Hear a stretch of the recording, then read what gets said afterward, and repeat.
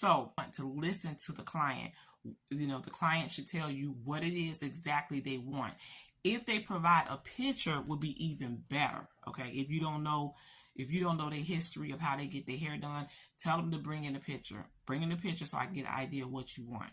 Okay, new clients, you want to take, if they let you now, you have to ask permission. Can you take a before picture? Okay, and then when you're done, you take an after picture.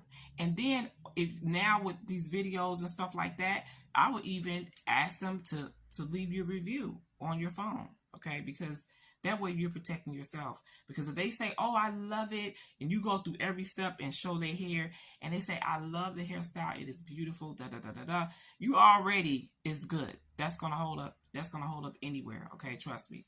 So you want to make sure that you protect yourself, but you also want to make sure that you're satisfying the customer, okay? Because the customer, you know, you want to make sure they're happy, okay? That's just me. I want to make sure the customer is happy. But I also want to make sure that this person is not coming in with the thought of that they're going to take advantage of me as a hairstylist. That's not fair. And nobody, you know, wants to work for free, okay? And I think a lot of times when you're a professional hairstylist, people just think, oh, your profession is not important. You know, even if you went to school for, you know, I went to school for 2 years, okay, part-time, because I had a child then as a baby, and I, you know, had to go to school for 2 years part-time. I had to go to school every day for 2 years, and I went to a college where I was able to get my associate's degree as well. So now you also to tell them this is what you're getting. Have it written out nowadays, okay? And then if they do anything additional, you could take it upon yourself to give it to them complimentary, you know, upgrade or whatever. And or you could have a price list. And you do need to tell people that it will be adjusted according to what you add on.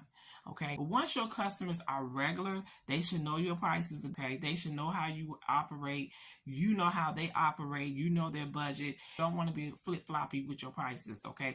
Don't charge somebody to say, oh, I'm going to charge her more because I want to. That's not fair, because what's going to happen is if they refer somebody else to you and your prices flip flop or they drastically change, they're not going to be coming back. Okay. You didn't charge the other person that price. So really be consistent with your prices.